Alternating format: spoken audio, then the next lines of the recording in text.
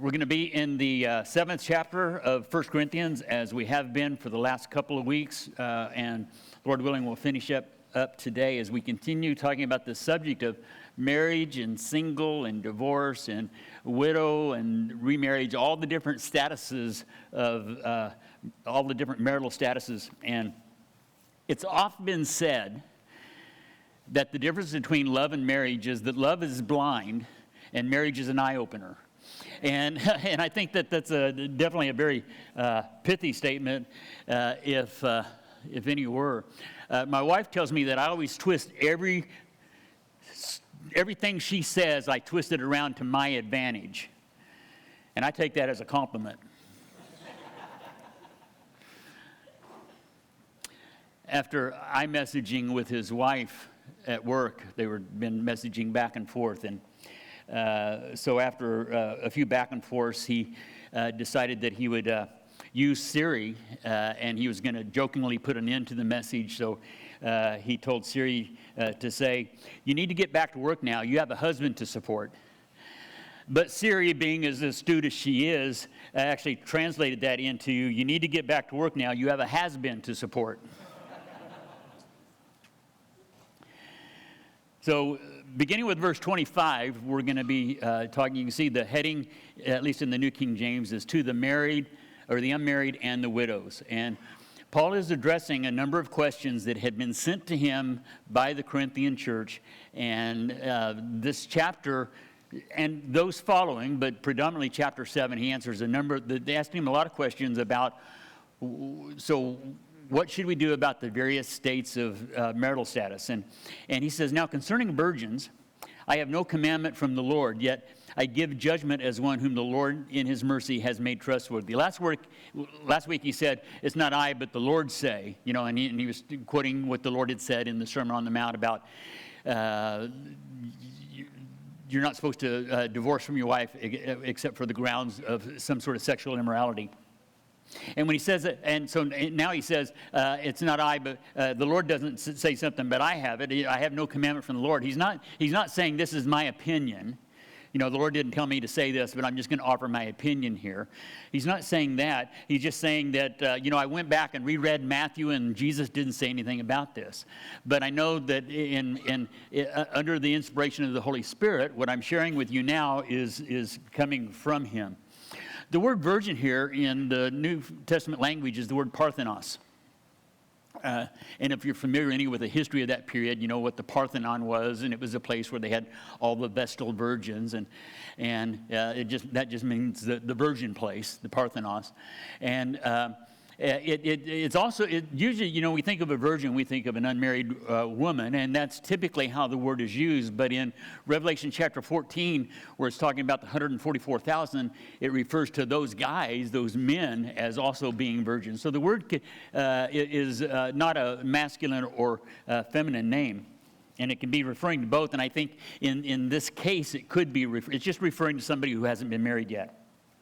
And so, once again, we find ourselves coming to our Jeopardy game. Jeopardy game being where they were asked the question, and then they have to guess what they're given the answers. Paul gives us the answers here in the text, and we have to guess what the question is. And so, once again, Mary with $700, it's your turn. And she says, "I'll take virgins for $600, Ken." And the answer is, count the cost. And so she thinks about it, and she goes, is it better to get married or to stay single? And he says, "Congratulations, Mary, you now are back in lead with $1,300. That is the correct answer. Is it better to stay married or to get single? And what Paul is saying is, well, count the cost. Because there's going to be a price to pay. There's a cost to both. He continues on in verse 26 where he says, "I suppose, therefore, that it's good because of the present distress, that it is good for a man to remain as he is." Now, it was generally considered, and we talked about this last week, that Paul had been at one point married.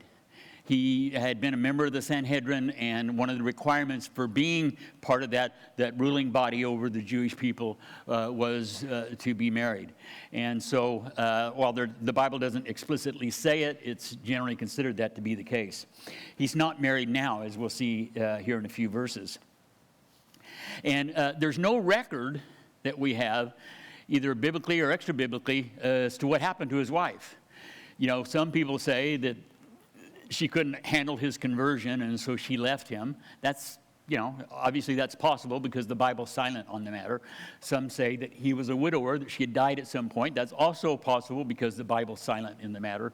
Had to probably be one of the two, but there's no record that we have of it.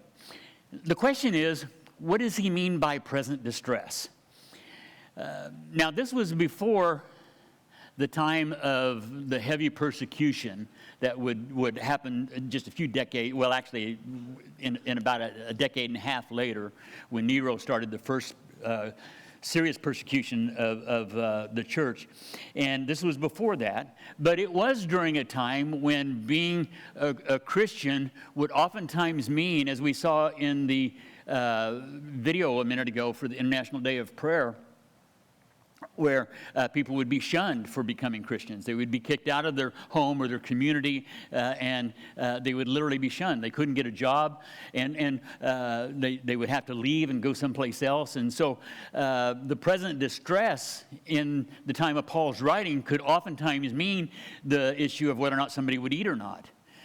You know, in the 21st century, it's the present distress could be viewed as the societal pressure that we have in our culture in the West anyway, the societal pressure that we have to live for ourselves.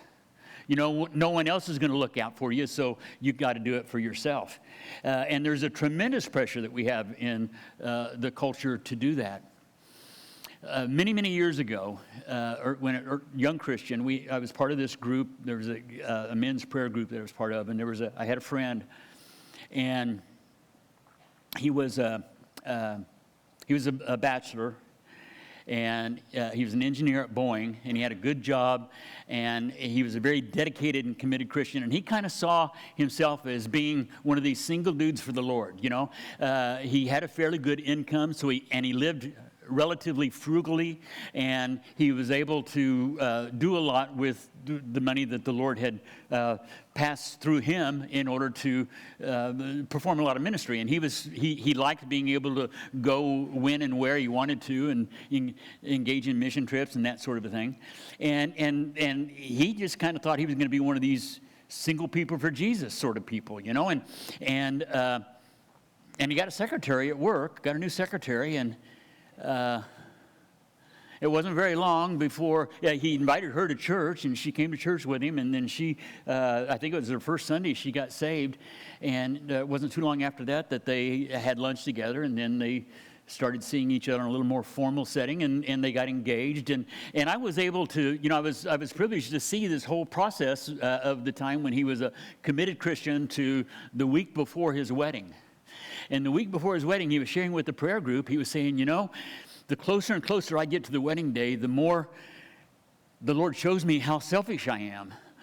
And I got to stop that. I can't, you know, after next Saturday, I'm not going to be able to do that anymore. And I'm not sure if I know how. And I had never viewed Jose as being a selfish person before, you know, because he was so giving in just virtually everything that I ever saw of him. And yet he was realizing what this union that was about to take place was going to be. And he laid it alongside what 1 Corinthians 7 says, and he saw that was something serious. You know, it was kind of interesting.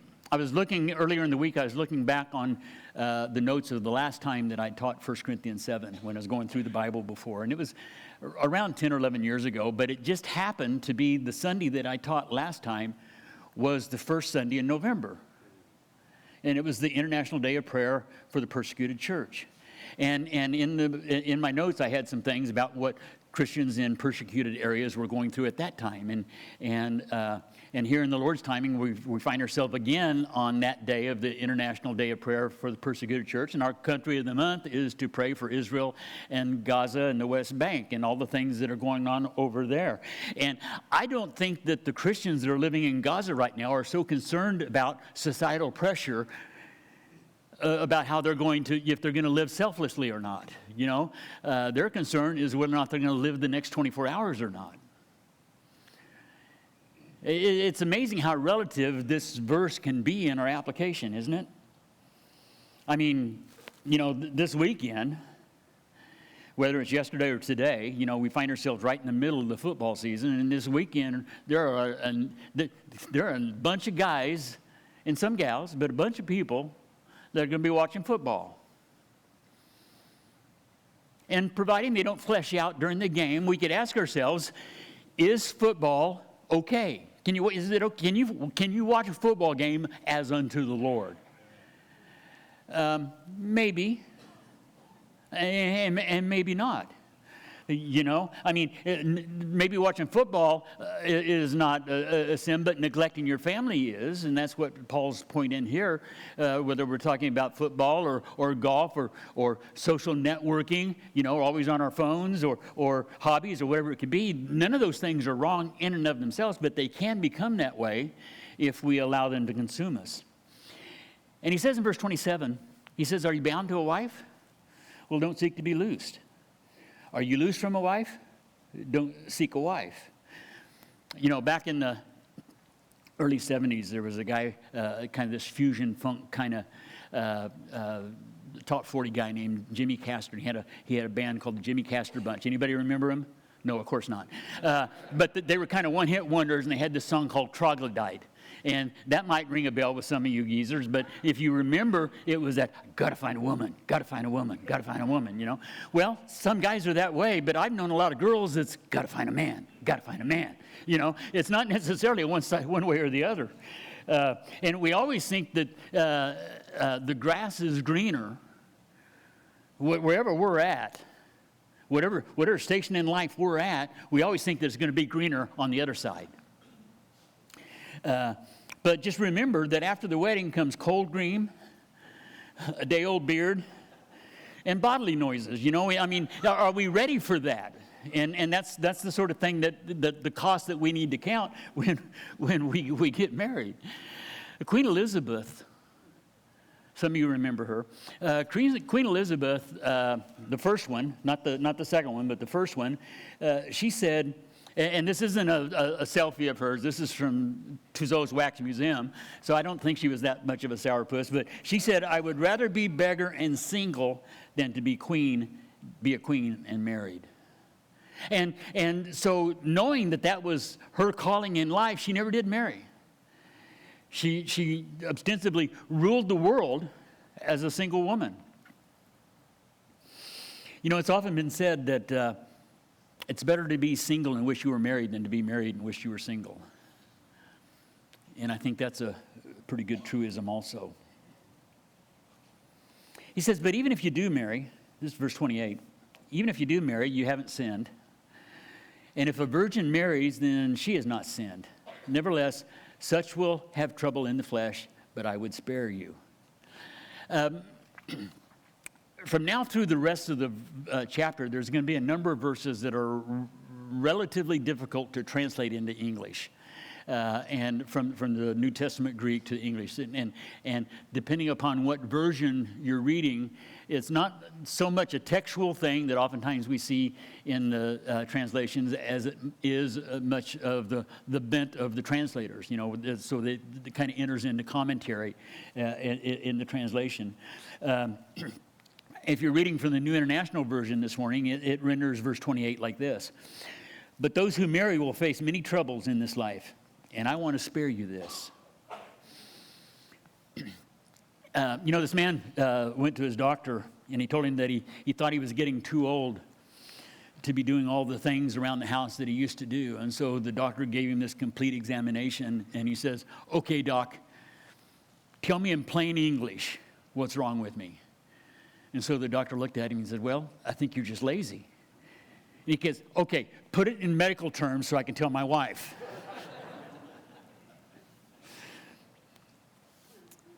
But this I say, verse 29, the time is short, so that now on, even those who have wives should be as though they have none. Now, before I comment on the second half of the verse, let's comment on the first half. The time is short. You know, for me, the time is a lot shorter than it was the last time I taught through 1 Corinthians 10 or 11 years ago. And I remember thinking at that time it was short, you know, and so for me it's much, much shorter than it was then. It's also, as we look at the world situation today, the conditions of the world, and we think that, it could be within a matter of months, weeks, days, the United States could be involved in the conflict that's going on, and we don't know what tomorrow holds. And I get asked virtually every day, do I think what's going on fits into some sort of eschatological end times sort of a setting? And I think everything falls into some sort of end times eschatological setting because we're living in the last days. Is this going to continue on in the vein that it's going? I don't know. I don't know. But nevertheless, the time is short. Whether Jesus comes back before we're done this morning, or Jesus comes back in a year, or 10 years, or 20 years, whatever, the time is short. Could there be some people in the 22nd century that are gathered together studying in 1 Corinthians chapter 7? The time is going to be even shorter then than it is now. So the time is short. No matter what persuasion, no matter where we're at. The New Living Translation says this. Let me say this, brothers, or dear brothers and sisters. The time that remains is very short. Oh, that's not the New Living Translation. I guess I didn't get that one in there. Let me say this, dear brothers and sisters. The time that remains is very short. So from now on, those with wives should not focus only on their marriage. You know, for some of us, that's not a hard verse to heed, you know. Yeah, okay, I'm not focused on my marriage at all. I'm being very biblical, you know. That's not what Jesus is talking about here, or Paul's talking about. That's not his point. You know, he's not saying that we should ignore the marriage. He just, as he's going to qualify here in a few verses, he knows that living in a difficult time period with a spouse makes it more difficult. You know, could you imagine what it's like for the married Christian couples living in Gaza right now? I mean, it would be very difficult for a single person to be living in Gaza right now. It'd be infinitesimally more difficult for a married couple. You know, while there are some guys that just like, oh, I can just live as though I'm not married. You know, I'll go where I want to go when I want to go there, and I'll buy what I want to buy when I want to buy it, and I'll just live as though I'm not married. I just don't even give my family a second thought. For some guys, that's not too much of a problem. I've known gals that do that too. But, you know, there are also those that will use, and we see this more in the West. I've seen the reverse of that, where somebody who's married will use their marriage as an excuse to not get involved in ministry or not get involved in the things of Christ, not get involved in the church. They use that as an excuse to not serve God wholeheartedly. Because I've got to pay the bills, I've got to, raise the kids, I've got to do whatever it is. And so God, if it's not ministry, it'd be the Lord himself takes a back seat. And so he says that the time is short, and from now on, those of you that are married should live as though that they're not. And those who weep, verse 30, as though they did not weep. And those who rejoice as though they did not rejoice. But those who buy as though they did not possess, and those who use this world as not misusing it, for the form of this world is passing away. That's the whole context of verse 29 through 31. He said, you need to understand that the form of this world is passing away. It's in its death throes. There's a death rattle that's going on in this world that we live in today. And C.T. Studd, the guy on the slide that I brought up earlier, he lived like a long time ago. He was a 19th century sort of dude. But he was the equivalent in his day. He was an athletic superstar. He was known at least throughout the British Empire, which, was the majority of the world at that time. And he was a cricketer, what they call a cricketer. And he was very well known. He traveled the whole world playing cricket, and he was a very famous and well-paid athlete. And he was also a Christian, a very, very dedicated Christian. And he said this. He's the one that is known for the saying, "There's only one life, it will soon be past, and only what's done for Christ will last." You hear a lot of people say this, a lot of people quote it, but it originated with him. In fact, this is part of a poem that he wrote that it's repeated a couple times in the poem. And he was telling his brother one day, he says, "I look at the fame and the fortune that goes along with being C.T. Studd, and the only purpose of that, the only value in that is it provides me with a vehicle for serving Jesus."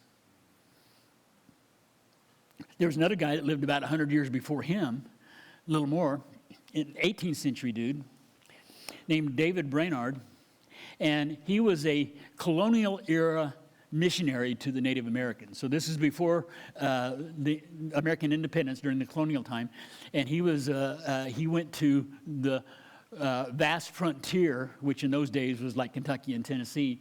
He went to the vast frontier to share with the Native Americans, and he died at the age of 29 from what in those days they called consumption, tuberculosis, and he said this. He said, "As long as I see anything to be done for God, life is worth having. But oh, how vain and unworthy is it to live for any lower end." And so he said, if I'm going to burn out, I'm going to let my fuse burn out short. I would rather die young on fire for Christ than live a long time without him. Many of you have probably heard of Henrietta Mears. She was one of these single people for Jesus kind of gals. She was a generation before me. She, for a long time, was the Sunday school teacher of the Hollywood Presbyterian Church in Los Angeles, and a very strong evangelical church in her day. And from her, she taught Sunday school for years. And over the decades that she taught Sunday school, over 500 of her Sunday school students graduated from high school and entered into full-time ministry. She was the one, if you're familiar with Gospel Light presentations, Gospel Light publications, she's the one that started it. She just saw her life as being one that could be served most effectively for the Lord from her single status. And she was cool with that. Another guy from the 19th century, a Scottish man, Scottish pastor by the name of Andrew Murray McShane. Maybe you've heard of him before. In his biography that was written by a very, very well-known biography by Andrew Bonar,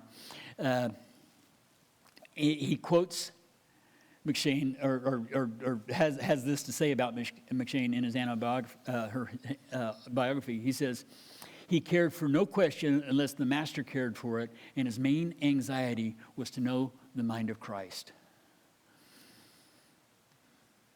These are people that just saw they had a purpose on life, on earth. They had a purpose in life, and that was to give all of their resources, everything that God entrusted to them, whether it would be people or things or whatever was in their stewardship, needed to be committed fully and wholeheartedly to the Lord. This is what Paul is talking about here. And he says, you don't want to be voluntarily enter into a situation that could hinder that. That's why his warnings in the last half of the chapter occur. And so he continues in verse 32, "But I want you to be without care. He who is unmarried cares for the things of the Lord, how he may please the Lord. But he who is married cares about the things of the world, how he may please his wife. And there's a difference between a wife and a virgin, he continues. The unmarried woman cares about the things of the Lord, that she may be holy both in body and in spirit. And she who is married cares about the things of the world, how she may please her husband. Now, when he's talking about the things of the world, he's not talking about carnal things, how the world is oftentimes used in Scripture, that the world is a negative thing. He's not saying that. He's just saying that when a person is married, when a Christian becomes married, his or her unshackled, limited, or unlimited vertical focus has some kind of a paradigm shift. Where there has to be a degree of horizontal focus then too.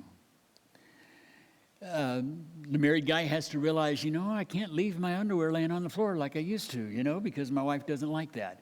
And so when he's single and serving the Lord, underwear on the floor is no thing, And the wife realizes that she just can't go off to someplace in the Far East as a missionary when she's got a husband and 3 kids at home.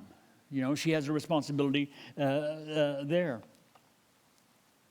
And here's one of the things that I've kind of noticed as a Christian over the years, especially in the issues of, when Sherry and I first got married, my wife and I, we weren't Christians, anything but. And our marriage was anything but good. And when we came to Christ and wanted to have a Christian marriage, we brought a whole lot of baggage from our times without Him. Our time in the world had produced some things in us that were, we had to unlearn a lot of the things that we had learned before we could learn how to do it right. We had to learn how to not do it wrong. And one of the things that I learned, and this may seem kind of basic and elementary to many people here, but one of the things that I learned is that men and women are different. And I'm not talking about just the way they look. I'm not talking about just simply that we look differently, but we are constitutionally, genetically, inherently, biologically different. And men tend to have this conquering gene, got to find a woman. I mean, we got this thing inside us, this drive inside of us that has to go take the next hill. We don't climb Mount Everest for any other reason other than the fact that we want to get to the top. It's the reason why most battles are started by men, because we want to conquer. Most athletics are performed by men because you got to win. It's probably a testosterone-driven thing, but men have that within them.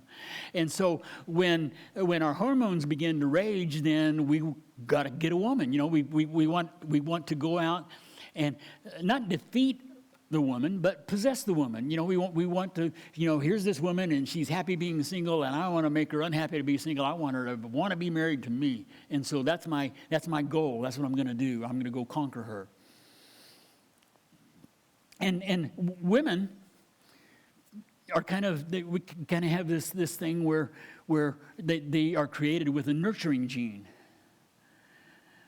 Men just want to have a house. Women want to have a home. You don't need a home to go conquer something, but it's good to have a roof over your head, so a house is a good thing. But women want to have a home. And those two things can oftentimes be like this. Before the fall in the Garden of Eden, they weren't. They were like two hands intertwined. They were like a hand and a glove. It was a perfect fit because that's the way God created them. But after the fall, they still had those same drives, but they weren't working in harmony anymore because they were in a fallen state. And so they began to work against each other. And so for the men, he goes out and conquers his wife. He gets his wife, but then once he's conquered her, now what? Well, I'm going to go conquer something else. And it doesn't mean go conquer another woman, but I've already conquered that goal, so now I'm going to go conquer this other goal. I'm going to climb to the top of my corporate ladder. I'm going to be, make my golf handicap low. I'm going to, beat my score in Minecraft. Whatever it's going to be, that becomes, we're driven by that next Everest that we're going to climb.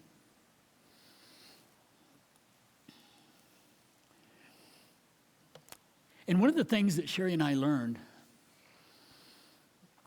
as we were trying to put the pieces together after I became a Christian, and we both became Christians, and we were trying to serve him and trying to figure out what of our old life was baggage that we had to strip away and start learning things right. One of the things that I learned is that my wife was not put here on earth to meet my needs. That God wanted me to meet her needs. And for my wife, she came to the understanding that I wasn't put on earth to meet her needs, but that she was put here to meet my needs. And see, before it had been the other way around. I thought she was supposed to meet mine, and she thought I was supposed to meet hers. Now, in that, there's the understanding that the needs of the Christian man are not found in his spouse, but they're found in the Lord. That he is the one to meet our needs. And the needs of the Christian woman are not found in the husband, but she is designed to find those needs met in the Lord.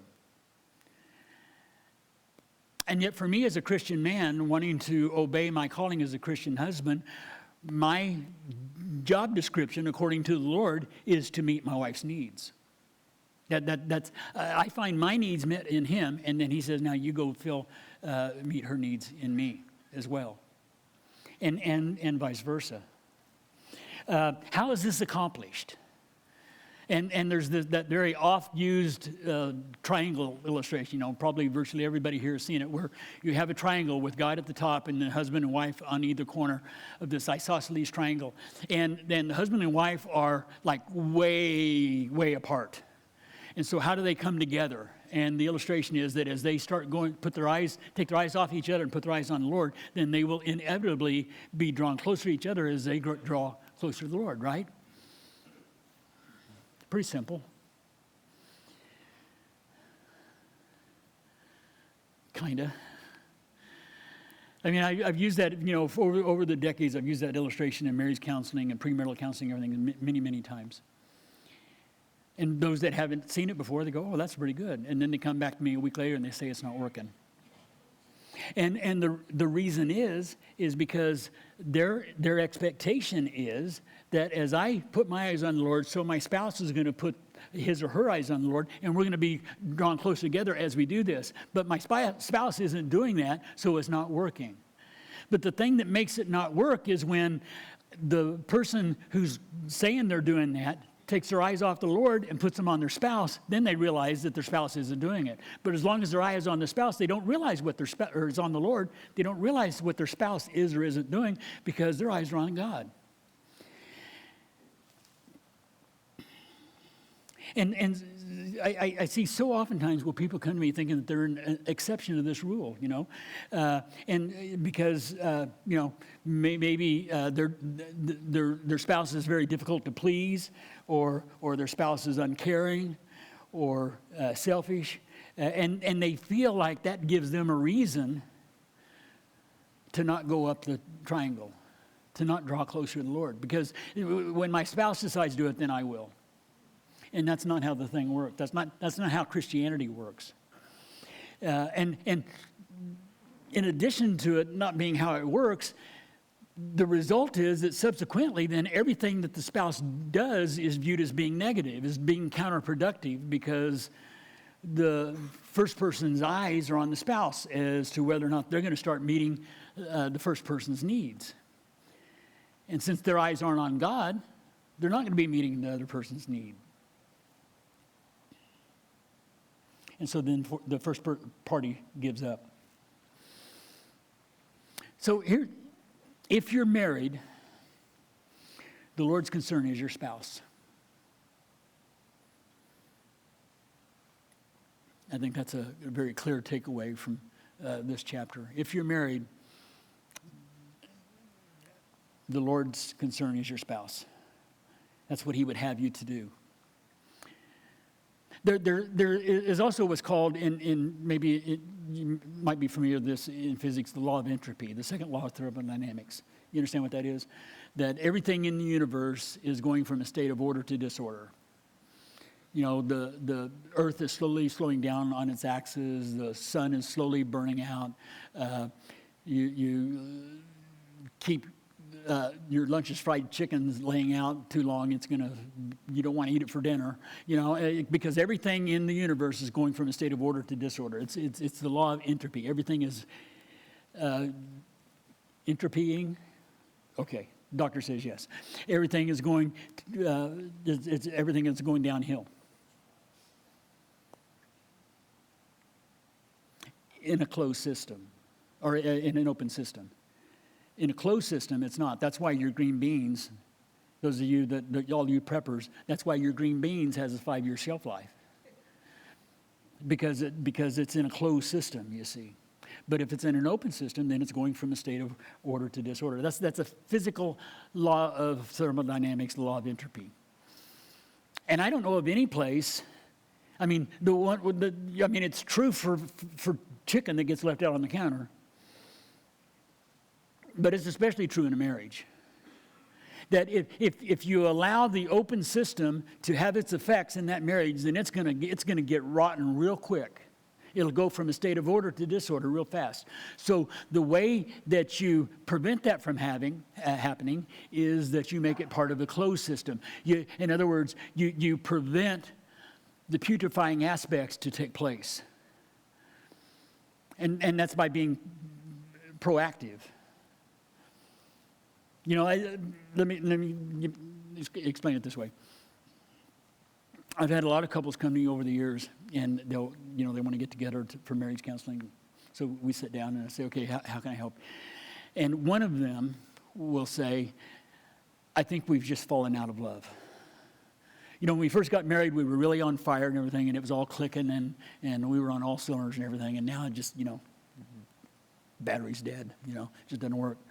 We just fallen out of love. And so the only way that we know to fix this is to go different directions. And I said, are you a Christian? Yeah. Well, are you a Christian? Yeah. Oh, good. I thought you guys had a problem.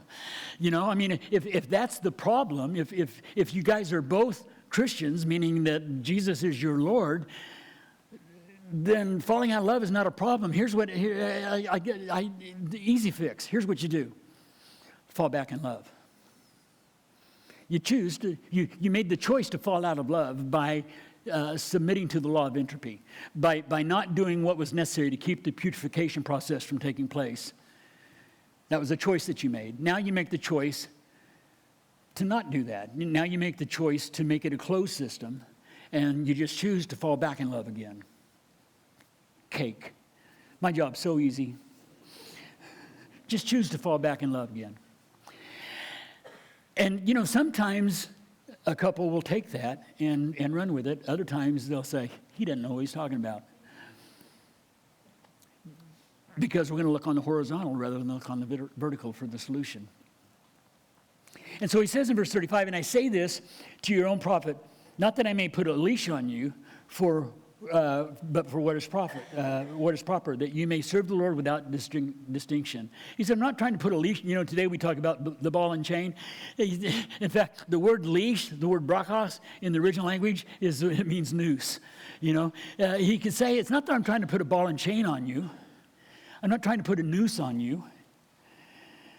It's just that you need to understand that the halo only needs to fall about 6 inches before it becomes a noose, And so you can think you've got it all hardwired, and you're going to serve Jesus from now on, but then you start putting your eyes on the things that your spouse should be doing that isn't, and that halo just starts slipping down. There's a guy that was a big mover and shaker in the 4th century named Basil of Caesarea, and he's course, he's better known by his last name, Basil the Great, or St. Basil. And he said this. He said, we must always be on guard lest under the pretext of keeping one commandment, we are found breaking another. And I think if we just let that statement ruminate for a little bit, just let that kind of marinate in your melon for a while, that's a pretty heavy-duty statement, isn't it?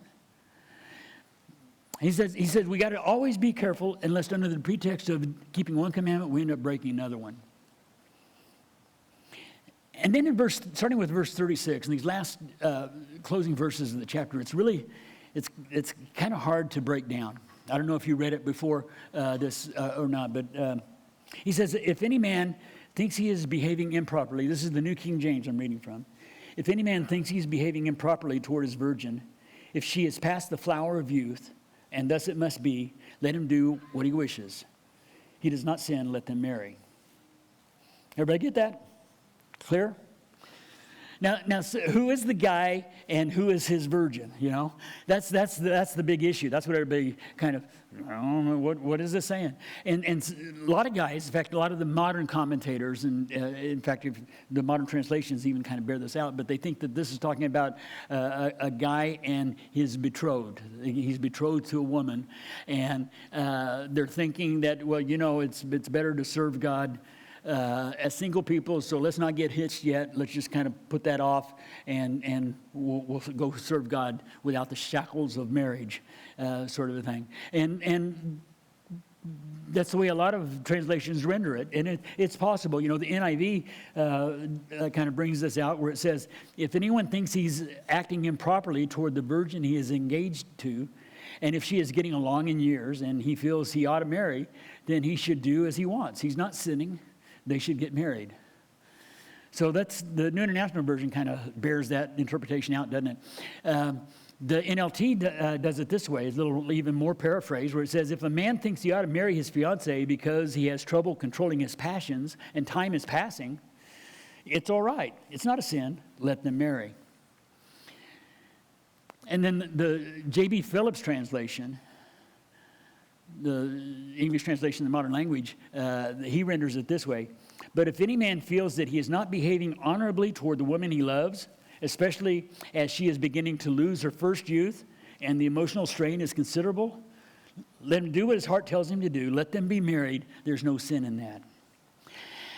And I get that. That's a real comfortable translation, except it's not exactly what it says in the Greek. And it's too long to go into that this morning, but there's some different Greek verbs for married that are used in this passage, and they are different terms, and for it to have that interpretation, you'd have to say they were synonymous words, and they're not. And there's one of them means to give in marriage, as a dad would give his wife, his daughter to somebody to get married. That's what one of them means, and the other means to get married. So they mean two different things. There's two different verbs. So a lot of guys say that what this is talking about is a father who has dedicated his young virgin daughter to being perpetually virgin. You know, not ever going to be married. She's going to be a nun for the rest of her life. I have spoken. You know, I mean, some see that that's what's being said here. And it's very possible that's the interpretation. And so what Paul is saying is that if you've done that, and you say, well, I dedicated her to God. I can't break a dedication to God. He said, you didn't do that before God because that's not what God would have told you to do. So if you've done that, guys, dads, and your daughter has become of age and she ain't hanging with it, then let him get married. And there's not a sin in that. And that's possibly what the meaning is. Nevertheless, he continues in verse 37, he who stands steadfast in his heart, having no necessity, but has the power over his own will, and is so determined in his heart that he will keep his virgin, does well. So then he who gives her in marriage does well, but he who does not give her in marriage does better. A wife is born, and that would kind of bear out the first interpretation, doesn't it? You know, if they decide not to get married and they're just going to be single for Jesus, that seems to fit that rendering there too. It just doesn't fit the Greek of the previous verses. Verse 39 says, a wife is bound by law as long as her husband lives, but if her husband dies, then she is at liberty to be married to whom she wishes, only in the Lord. You know, the home is not only the foundational unit of civilization, it is also the God-ordained institution of society. You know, the very first thing God did after he made everything is he put Adam and Eve together and said, now you guys get married and start a home, start a family. And his very first institution was the home. And so we understand that, but then we also understand that it says the New Testament, the Bible as a whole, but the New Testament very specifically says that it pictures a very inviolable union. The marriage union is a picture of Christ and the church. A very inviolable. Where did all that go? How come I don't have that? That wasn't supposed to be up there. Did I click past all those things? Okay, there's that. That's what you're supposed to be seeing right now. If you saw anything after that, just wipe it. Wipe it from your memory banks, okay? You're only supposed to be seeing that. That's the inviolable union between Christ and the church. I almost took that picture that you had, Judy, of the bride going before. I'm glad I didn't, because this is good too. And here's the thing about this union between Christ and his church. You cannot separate it from him. You cannot separate her from Jesus. It can't be done. And yet marriage pictures that union, and that union cannot be separated. And yet divorce is a picture of that separation. And virtually without exception, that ripping takes place at the children's expense. And I know firsthand the truth of that.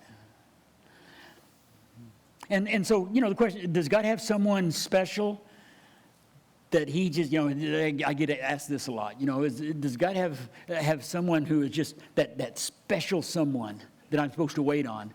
It's my knight in shining armor. It's my sleeping beauty. And then one day I know that God, it's going to be like Princess Bride, and we're going to, you know. And so don't whatever you do, don't see anybody else before then, because you might end up getting married to them and then miss the one that God wanted to have for you, and then so, you know, just wait for that one person. I don't know. You know, we saw last week where it said that if a widow person wanted to get married to somebody, the only requirement is that they be in the Lord. So if that's true for a widow person, I think it would be true for anybody, that the requirement isn't that it's the one person that God has picked out for you. The one criteria is that it's the person's a Christian, you know. So I don't know. But someone say, you know, whatever your belief on that is, someone say, yeah, but I couldn't help but falling in love with it. I didn't mean to, you know, we just fell in love. I know what 2 Corinthians chapter 6 says that we looked at last week. I know what the Bible says about that, but it just happened. Well, if Samson hadn't have gone to Timnah, he wouldn't have fallen in love with a Philistine wife, a woman. So, I think that if we're walking in obedience with Christ before this, then we don't have to worry about if we're going to walk in obedience to Christ during this and after that. And so, in other words, you can't be tempted where you ain't at, right? And then he says, but she is happier, this talking about going back to the virgin, she is happier if she remains as she is, according to my judgment, and I think also have the Spirit of God. So the long and short of all this is, can I trust my current status, or can I trust Jesus with my current status? That's kind of the long and short. I mean, if I'm married, then I need to be focused on being the husband or the wife that God wants me to be. You know, can I trust Jesus in this current state that I'm in?